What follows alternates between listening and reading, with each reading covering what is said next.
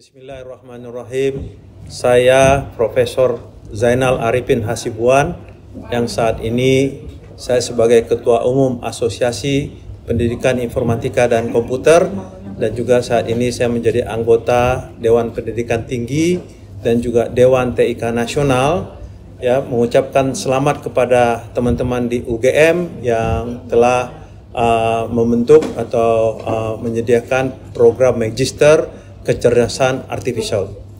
Baru-baru ini Presiden Republik Indonesia Bapak Jokowi mengatakan bahwa siapa yang menguasai kecerdasan artifisial, maka besar kemungkinan dia akan menguasai dunia. Nah, jadi apa yang dilakukan oleh teman-teman di UGM membentuk program studi Magister Kecerdasan Artifisial. Ini saya kira suatu langkah yang sudah tepat, ya. Ini suatu langkah yang sangat-sangat strategis karena memang eranya kita sekarang ini membuat kecerdasan artifisial ini muncul kembali, ya. Sekitar 30-40 tahun yang lalu kecerdasan artificial intelligence ini atau artificial intelligence ini sempat menjadi suatu harapan, tapi karena keterbatasan teknologi, keterbatasan data yang bisa dikumpulkan, dan keterbatasan berbagai macam komputasi, ya, teknik-teknik komputasi, maka artificial intelligence ini atau kecerdasan artifisial ini sempat meredup. Nah, dengan hadirnya saat ini big data, hampir semua dalam kehidupan kita sehari-hari ini bisa dijadikan data dengan berbagai macam format, ya. Kemudian muncul juga sekarang ini cara-cara mengolah data yang besar tersebut, namanya data science. Maka kehadiran artificial intelligence ini atau kecerdasan artifisial ini menjadi sangat-sangat strategis kembali, ya. Hampir semua sistem yang kita gunakan atau yang kita akan bangun itu basisnya adalah kecerdasan artifisial. Nah, untuk itu kita berharap bahwa teman-teman di UGM yang mengelola program studi kecerdasan artifisial ini benar-benar bisa mengakomodir, ya, kepentingan-kepentingan bangsa kita, ya, kepentingan-kepentingan kehidupan kita sehari-hari, ya, agar kita bisa hidup lebih efisien, lebih efektif, ya, dan bermakna. Sekali lagi dengan hadirnya big data, data science, ya, kita juga sedang berada di dalam proses transformasi dari revolusi industri 1.0 ke revolusi industri 2.0 ke 3.0 ke 4.0 dan terakhir kita ke masyarakat madani namanya, ya, smart society, bahkan society 5.0, itu semuanya landasannya adalah artificial intelligence atau kecerdasan artifisial.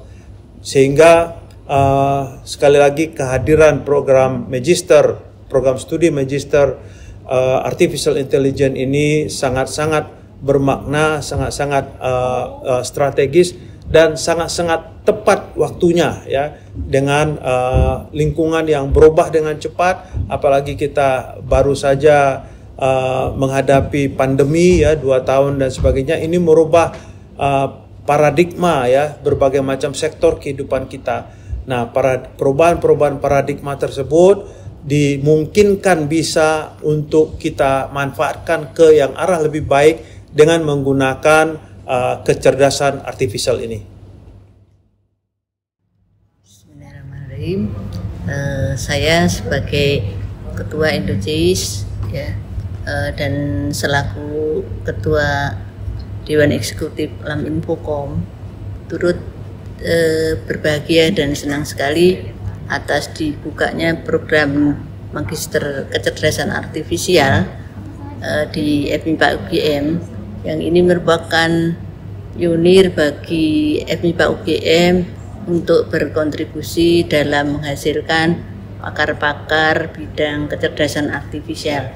Sebagaimana kita ketahui bahwa di saat ini kita berada di era industri 4.0 dan masyarakat 5.0 yang mana kepakaran kecerdasan artifisial itu sangat diperlukan, ya, sehingga masih banyak sekali pakar-pakar yang dibutuhkan, dan oleh karena itu diperlukan adanya program magister kecerdasan artifisial yang ini sudah diinisiasi oleh FMIPA UGM.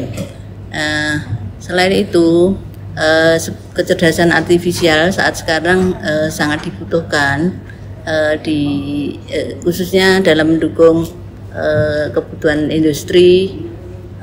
Tidak hanya itu saja sebetulnya, tapi juga di bidang-bidang lain seperti kesehatan, transportasi, kemudian bidang pertanian, yang mana di bidang-bidang tersebut itu sangat melimpah data-data dan sangat diperlukan metode untuk melakukan otomasi di bidang-bidang tadi.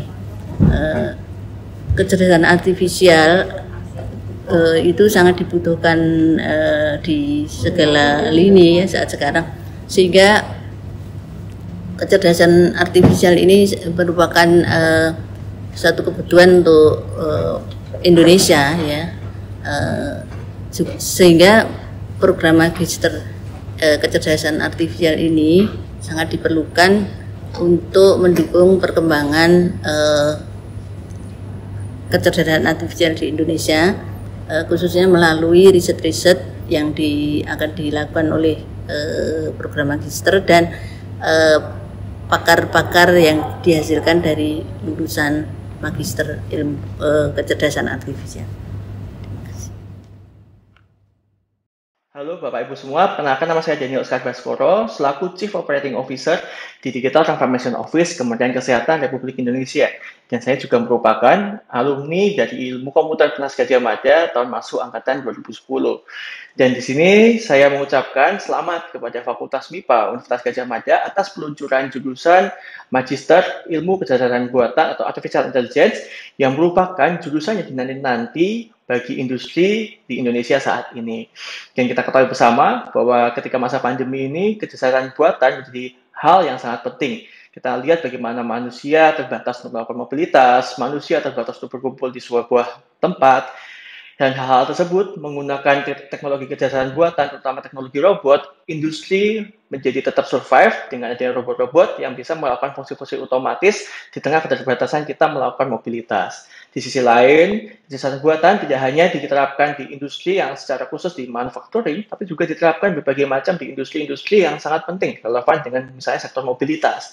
Bagaimana pesawat menggunakan kecerdasan buatan ya untuk mendeteksi sistem-sistem yang ada, mendeteksi sensor-sensor yang rusak, sehingga mencegah berbagai macam insiden, sehingga menyelamatkan banyak nyawa-nyawa manusia. Dan penting juga kita lihat ketika masa pandemi ini, kecerdasan buatan menjadi hal yang sangat penting ya, terutama untuk proses-proses yang membutuhkan hal-hal yang cepat. Contohnya, di Kementerian Kesehatan kami menggunakan chatbot untuk mempermudah proses pemantaran obat-obat kepada pasien isoman.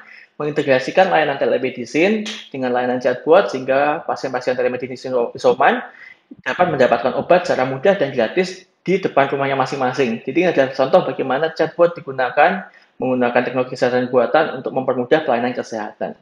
Di sini saya juga mengucapkan kepada Bapak Ibu sekalian bahwa pentingnya kita terus menggunakan teknologi secara bijak, bahwa teknologi kecerdasan buatan ini juga penting mengedepankan aspek manusia. Jangan sampai kita manusia yang dikendalikan oleh teknologi, tapi teknologi harus bisa kita manfaatkan untuk menunjang berbagai macam kebutuhan, untuk menyelesaikan berbagai macam permasalahan yang ada di sekitar kita.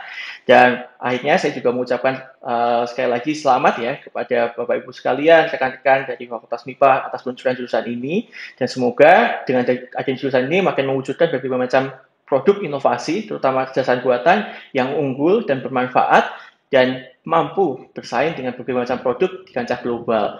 Dan selamat dan semoga sukses untuk Bapak Ibu sekalian. Terima kasih kepada Bapak Ibu sekalian.